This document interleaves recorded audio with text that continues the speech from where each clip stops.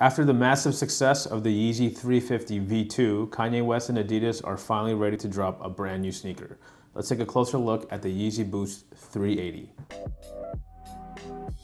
What's going on, guys? You're watching Sneaker News on YouTube, and today we're taking a closer look at one of the most anticipated sneakers of 2019, the Yeezy Boost 380. Before we show you all the details, just do us a quick favor, please hit that subscribe button, like this video, and we'll get right to it. So as we mentioned before, the 350 V2 is without question the most successful Yeezy sneaker of all time, or even a Kanye sneaker. Since its debut in September 2016 in the Beluga colorway, there's just been so many different colorways that just dropped and sold out nearly immediately, if not eventually. Millions of pairs have been sold. This is the quote-unquote next chapter of the Yeezy 350 line, and the reason why we call it the next chapter is because there's some pretty confusing things regarding the naming of this particular shoe. But before we touch on those points, we just want to go over the quick basics.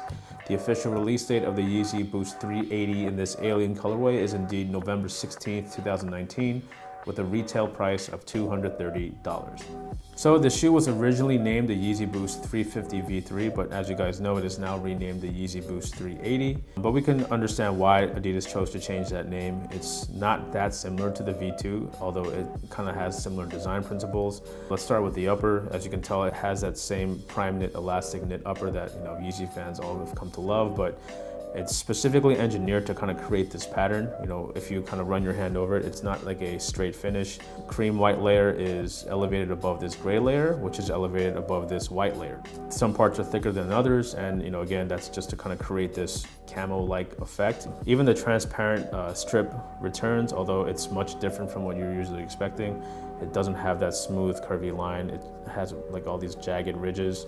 Even the seam that goes up from the toe to the top of the tongue, it no longer exists. It's now a tucked seam, but you can still see that there's like a border there. That's where the stitch happens. From this top down look, you can tell that there's like a mirror image sort of effect to it. It kind of looks like those ink blots that a psychiatrist shows a patient. And if we turn it around to the medial side again, you see much of the same, but on this transparent mesh strip, they added a gray knit layer above. You can see that the shoelaces are embedded into the knit upper, just like the V2. If you look at the heel again, you can see the sort of that mirror image sort of effect going on. Now, the second obvious difference from the 380 from the 350 V2 is that it no longer has those exterior ridges on the midsole, and now it has this smooth finish.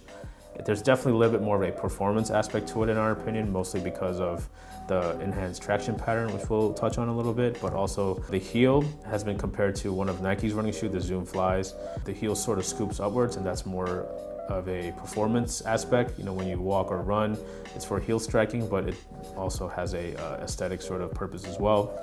And as we mentioned, the outsole is completely redesigned. There's an actual traction pattern. If you wear V2s, you know that there really is no traction. It's just those ridges that sort of are just straight. But this is a true rubber outsole, so we presume that these will just perform better as a running shoe, although we probably don't expect people to be running in these. The boost cushioning is also far more exposed. In the V2s, it just had that small little triangular window, but now it's has this unique sort of design to it that stretches all the way to the forefoot, all these little bits and pieces that you see. In terms of branding, all you see is the Boost logo carved into the foam, and you see the Adidas Performance logo here at the heel. And from there really is no other Adidas logos except for the Adidas and the Yeezy on the insole. Now, going back to the naming of the shoe, these are indeed a Yeezy Boost 350 V3 sample. It says in the actual tongue label, and we might as well just show you the box. This is the box that it came in. See, it says 350, and it says 350 V3 made by Adidas. So this shoe box is very familiar to Yeezy fans. All they did was add the V3 part, but again, from what we know, the shoe is now officially called the Yeezy Boost 380. So that's pretty much it. That's a first-hand look at the Yeezy Boost 350 V3, aka the Yeezy Boost 380.